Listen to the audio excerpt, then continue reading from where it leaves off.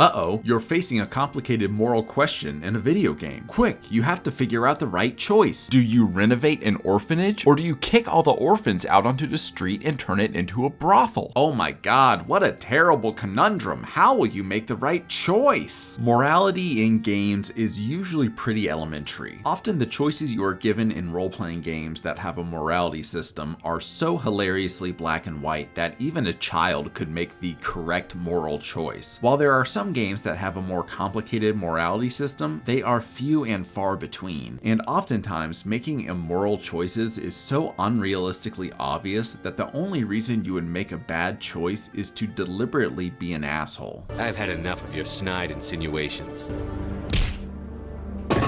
But in my 30 years of gaming, there is only one game that realistically portrays the intricacies of morality in a way that is truly disturbing. This is a game that makes you realize how pliable your morals are, and after a few hours of gameplay, you will come away with a very different view of who you are and what you are capable of. That game is Lucas Pope's 2013 masterpiece, Papers, Please. The game puts you in the shoes of a border inspector in what looks to be a fictionalized Soviet bloc country. The drab colors, oppressive atmosphere, and lack of any real humanity is striking. But as one begins to play this game, they will slowly realize just how brilliant it is. The gameplay loop is simple. A twisting, never-ending line of travelers are trying to get into your country, so you have to check their passport and papers. If everything is in order, you let them through. If there is an error in their papers, you deny them entry. If you feel they are a threat, you can detain them. At the end of the day, you get money for each person you evaluated,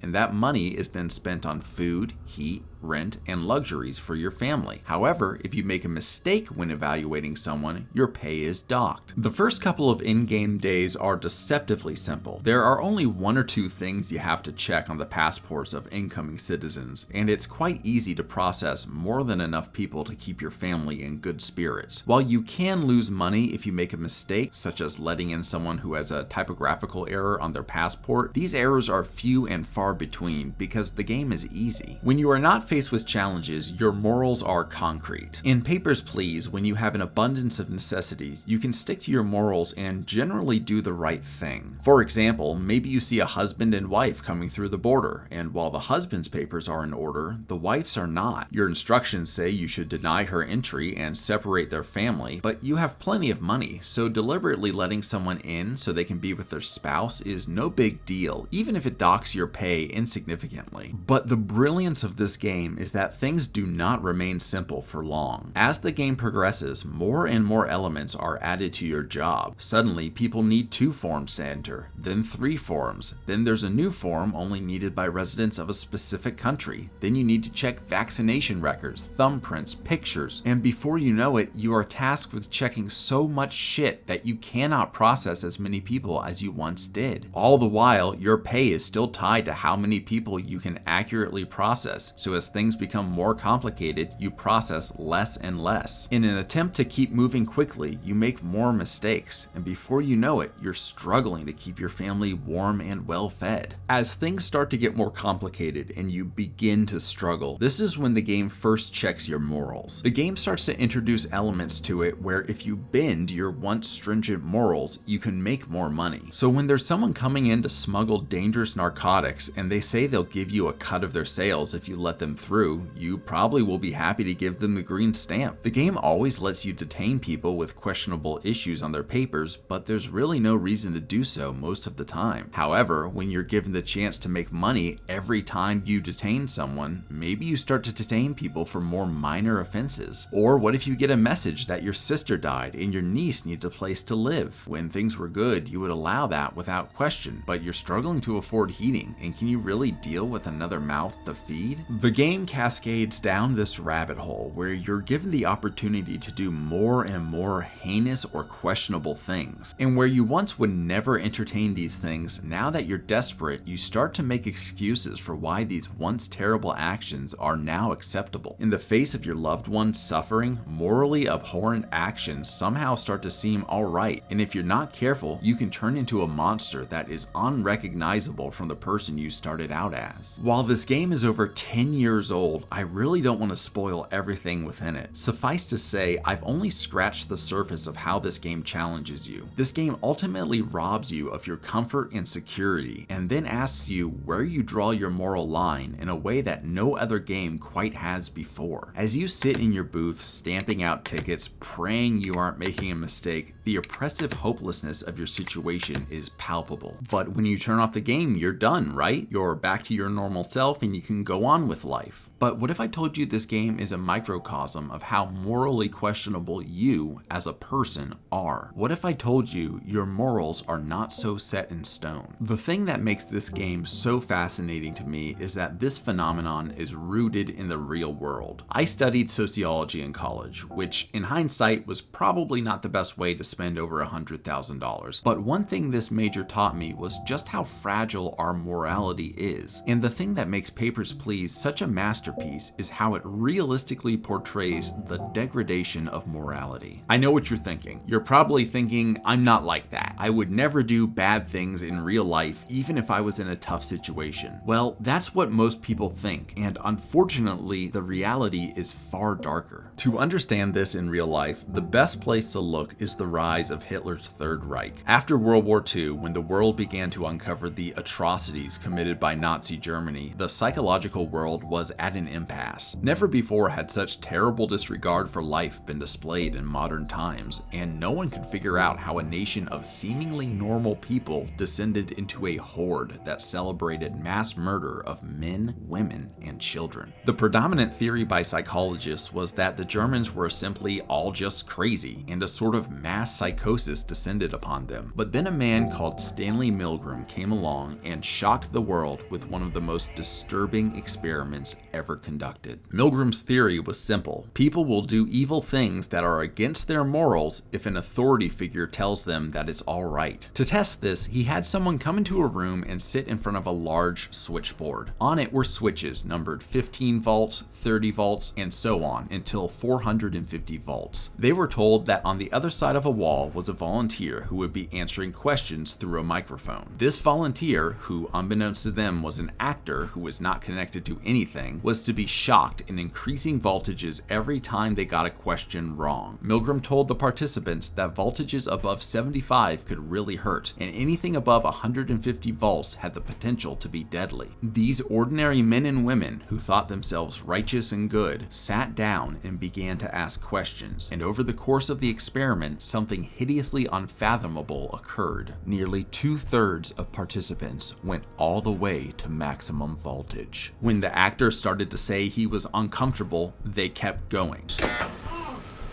The experiment requires that you continue. I know it does, but that man is hollering in there, sir. When the actor yelped in pain or started to weep, some hesitated, but ultimately, when the authority figure told them it was okay to proceed, they did. Let me out of here! You have no right to keep me here! Let me out! Let me out of here! Let me out! Continue, please. Let me out of here! My eyes bother me! Let me out! Let me out! Responsible for it. That is incorrect. This will be at 3:30.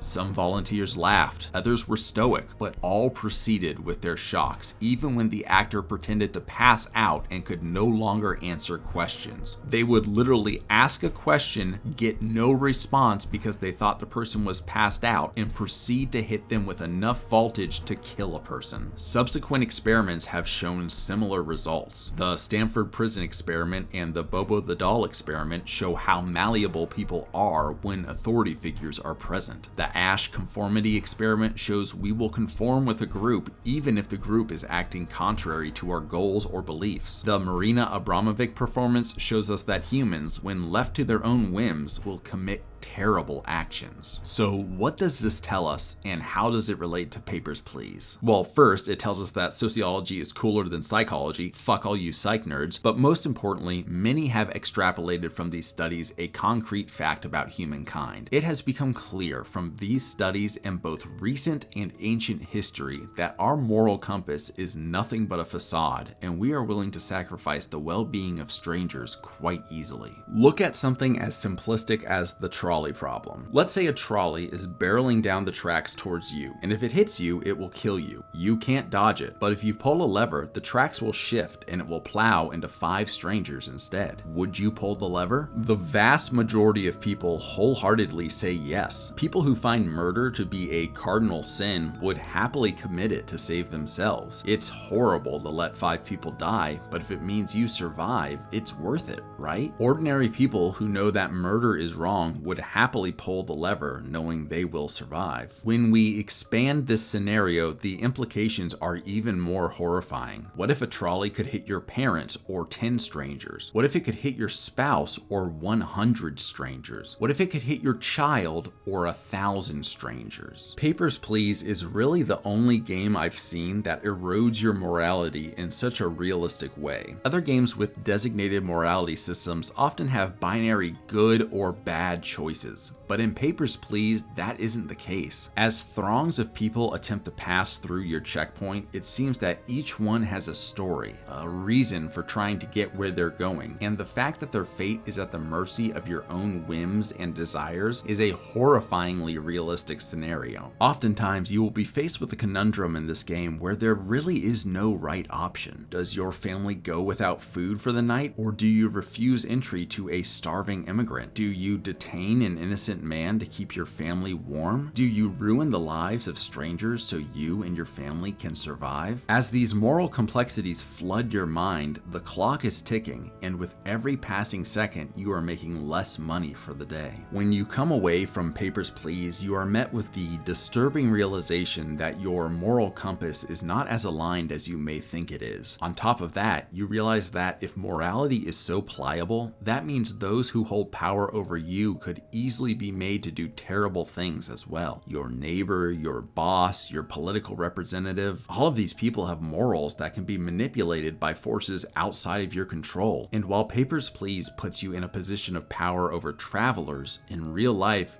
you are the one at the mercy of others. While the realizations that occur when playing Papers, Please are disturbing to say the least, I would highly recommend playing this game to see the way it degrades your morals in action. It's the sort of game that I truly believe could be taught in classes or put in a museum. It's thought-provoking, stressful, and drab in a way that no other virtual experience has ever emulated. Best of all, it's the sort of experience that can ignite curiosity and force you to contemplate questions you otherwise may not have asked. It's usually on sale during Steam sales for a few bucks, and honestly, I can think of few games that are as deep for such a cost. There is a lot I don't want to spoil in this game, but needless to say, if you pick it up and beat it, you will come away from the experience a changed person.